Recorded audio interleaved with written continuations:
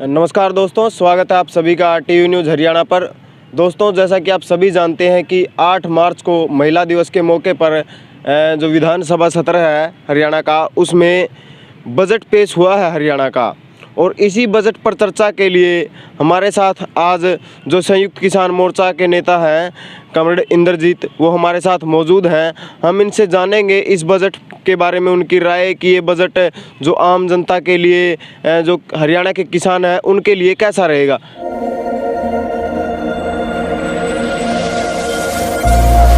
नमस्कार जी कॉमरेड। नमस्कार।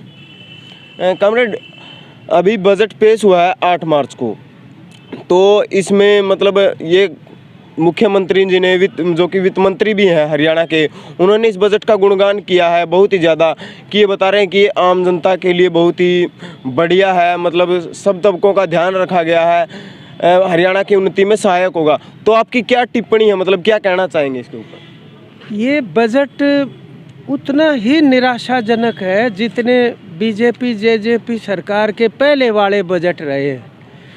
इससे ये लगता है कि कोई विकास की दृष्टि है नहीं इनकी प्राथमिकताओं के अंदर है।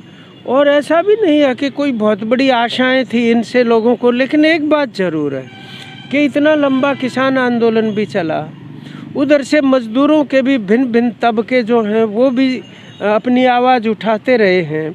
आप अंतर्राष्ट्रीय महिला दिवस पे बजट पेश कर रहे हैं, लेकिन किसान, मजदूर, महिला, अगर उनके लिए कुछ उसमें है ही नहीं तो वो दिन चुनने का तो कोई अर्थ नहीं बचा एक तरीके से।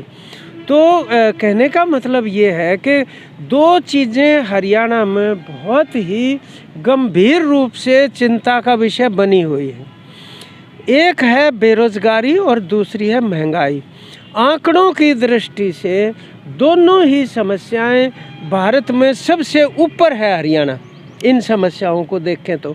और दोनों का ही संबोधन बजट में सिरे से गायब है। अब देखो ना, लाखों पढ़े लिखे युवक युवती दर दर की ठोकरें खा रहे हैं, कोई चर्चा नहीं। और ये जिस तरीके से निजीकरण करते जा रहे हैं तो कैसे नौकरी निकलेंगी इस तरह से अगर आप करेंगे तो। दूसरा जो है महंगाई वाला भी जो सवाल है, उस पर भी हर एक जो है खाने पीने की चीज़ें हैं या जनरल जो महंगाई है, मुद्रास्फीति की दर है बहुत ऊंची है, कुछ भी संबोधन नहीं। और कृषि के अंदर आप देखेंगे कर्जे का जो सवाल है, उसमें बाद में एक मामूली सा उन्होंने जोड़ दिया कि भाई हम ये सोचते थे कि जो छोटा किसान है ना उसका कर्जा कम से कम माफ़ कर दिया जाता, लेकिन वो माफ़ करने के बजाय कहते हैं नवंबर तक अगर आप पूरा भर देंगे तो उसका ब्याज माफ़ हो सकता। ये एक बिल्कुल ही ऊँट के मुंह में जीरे जैसी एक बात है। कृषि संकट को आज जिस तरह से मतलब कोऑपरेटिव सहकारिता का एक रास्ता चाहिए इस संकट से बचाने के लिए, वो सिरे से गायब है, उसमें कहीं कुछ भी नहीं है। जो हमारे लागत मूल्य होते हैं, इनपुट जिनको हम कहते हैं, खाद, बीज, दवाई वगैरह वगैरह, वो उसमें कोई कटौती किसी तरीके की नहीं होने जा रही। आप जिसको कह रहे हो कि भाई ट्यूबवेल के उपकरणों में छूट मिल जाएगी, सब्सिडी, वो असल में उद्योगपतियों को मिलती है, किसान को वो भी नहीं मिलती है। फिर आप देखिए कि ये जो आम हमारा जो मज़दूर है, आप लॉकडाउन में से निकल के आए हैं, कोविड की महामारी की बड़ी भयंकर स्थिति रही है, उसके निराकरण के लिए मज़दूरों के लिए कोई किसी तरीके की सुविधा प्रदान नहीं की गई। जो हमारे भवन निर्माण के मज़दूर हैं उनका तो अपना ही पैसा है, वो उसके अंदर भी ज़बरदस्त कटौतियां हैं जो उनको जिस तरीके की सुविधाएं मिलती थी। और ये महिलाएं जो हज़ारों की संख्या में, चाहे वो परियोजना वर्कर, आशा की हों, आंगनबाड़ी, मिड डे मील, वो तो संघर्ष कर इतने बड़े बड़े, पूरी सर्दी जो है उनके सिर के ऊपर से गुजर गई। लेकिन एक मामूली सी इस दबाव में कह लो या जैसे भी, इतना तो ज़रूर कर दिया कि वो महंगाई के साथ जोड़ के साल में कुछ वृद्धि उसके अंदर मिल जाएगी। और रिटायरमेंट के ऊपर जो उनकी मांग भी थी, वो जो 3 लाख रुपए वाली सहायता, वो ज़रूर उसके अंदर है। लेकिन मानदेय की वृद्धि जो उनकी खुद की घोषित की हुई है वो लागू नहीं है। जिससे इसका समाधान हो सकता था वास्तव में। तो ये चीज़ें हैं उसमें। शिक्षा स्वास्थ्य के अंदर आप कह रहे हैं हर जिले में मेडिकल कॉलेज हो जाएगा, अरे मेडिकल कॉलेज तो हो जाएगा, अस्पतालों में डॉक्टर नहीं है, नर्सें नहीं है, स्टाफ नहीं है, दवाइयों की कमी है, इसलिए निजी क्षेत्र के अस्पताल फल फूल रहे हैं। तो आप कम से कम इस दिशा में अगर कोई कदम नहीं उठाएंगे तो उसमें कुछ होने वाला नहीं है। मोटे तौर पर इस प्रकार की चीज़ें उनको की जानी चाहिए थी। और कर्जा जो है 2 लाख करोड़ से भी ज़्यादा है। आप देखिए 1,77,000 करोड़ का ये बजट है कुल मिला के। और इसके अंदर भी जो मतलब जिसको संस्थागत खर्चे कहते हैं 67% तो वो हैं, मतलब तनख्वाहें हैं या जो भी रिकरिंग एक्सपेंडिचर जिसको बोलते हैं। और जो फिर उसके बाद मतलब कुछ विकास कार्य जो होने की बात कही जा रही है तो वो बचता कुछ नहीं है उसके बाद।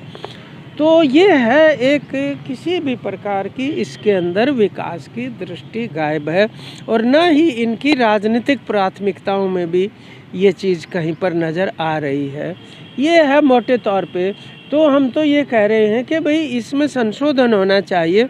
अभी तो विधानसभा में इस पर बहस होएगी, तो जितनी भी इसकी ओरिएंटेशन, इसकी दिशा आप बदल सकते हैं वो बदलने की कोशिश होनी चाहिए इसके अंदर। वरना तो ये है कि जो बहुत भारी बहुमत वाले जो तबके हैं हरियाणा की जनता के, उनको आने वाले समय में भी बुनियादी चीज़ों से इसी तरह से वंचित रहना पड़ेगा, ऐसा हमारा मानना है। कॉमरेड, एक बात और कि ये जो है किसानों के लिए बजट भी इन्होंने बहुत बढ़ चढ़ कर बताया, किसानों के लिए भी, कि इससे किसान का विकास होगा, किसान का जो कर्जा है वो माफ़ होगा। तो आप इसके ऊपर क्या कहना चाहेंगे? नहीं आप जुमलेबाजी कुछ भी कर सकते हो, उसमें कोई पैसे थोड़ी लगते हैं। आप उसको कह दो कि ये उनके लिए है, विकास उन्मुखी है जी, फलाने का इतने प्रतिशत बढ़ गया, उसका इतने प्रतिशत बढ़ गया। सवाल ये आप ये बताइए ना ठोस रूप में कि फलां चीज़ के आपने मतलब ये वृद्धि की है और इससे ये सुविधा मिल जाएगी। ये बात अभी हम देखो हमारे यहाँ किसानी के अंदर कम से कम 30-35% ऐसा तबका है जो ठेके पर लेके गरीब किसान है, दूसरों की ज़मीन बोता है। उनको कोई सुविधा नहीं, ना उनका कोई क्रेडिट कार्ड है, ना वो फसल की बेचने की उनकी कोई सुविधा है। तो उसके लिए कुछ तो किए जाने की ज़रूरत है, कोई उसका भी संबोधन नहीं है। तो किसान का वो ये तो बता देना कि भाई इस रूप में आप उसके अंदर कोई मंडियों के विकास की उसके अंदर स्थिति हो, वो भी किसी तरह की बात नहीं। एक बात और, अभी आपने कहा कि ये जुमलेबाजी है, मतलब विधानसभा में के अंदर घोषणाएं करना जुमलेबाजी है। इस तरह की जुमलेबाजी हम यानी कि पहले भी देख चुके हैं। 2018 में जब आंगनवाड़ी के बारे में घोषणा की थी इन्होंने, कि अब बाद में कहते हैं कि मैं उस समय होश में नहीं था। तो मतलब ये किस तरह का चाल चरित्र जो सब है वो सरकार का वो सामने आया है?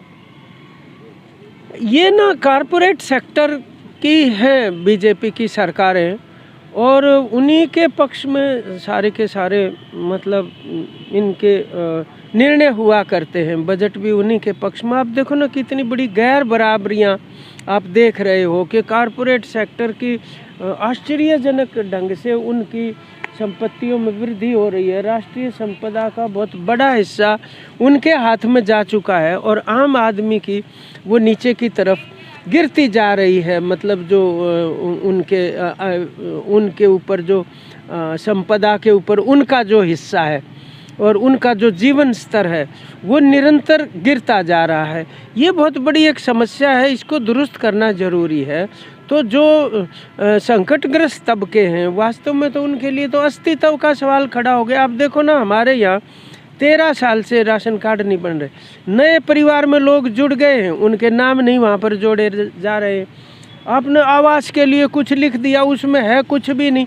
आप प्लाटों के ऊपर जो देने की बात थी उसमें किसान भी हैं गरीब जिनके पास जगह नहीं है, मजदूर तो हैं ही, खेत मजदूर, वो तमाम तरह से उन शामलात ज़मीनों के ऊपर कब्जे होते चले जा रहे हैं दबंग लोगों के, या कहीं पर फलानी शालाएं बना दी कोई किसी नाम से, कुछ अब बचेगा कुछ नहीं उसके बाद। तो इस तरह आप करते चले जाएंगे। तो ये हम कहना चाहते हैं कि वंचित तबकों के लिए आपको उसमें विशेष ध्यान किए जाने की ज़रूरत थी, उनकी उपेक्षा ज़्यादा हुई है वास्तव में।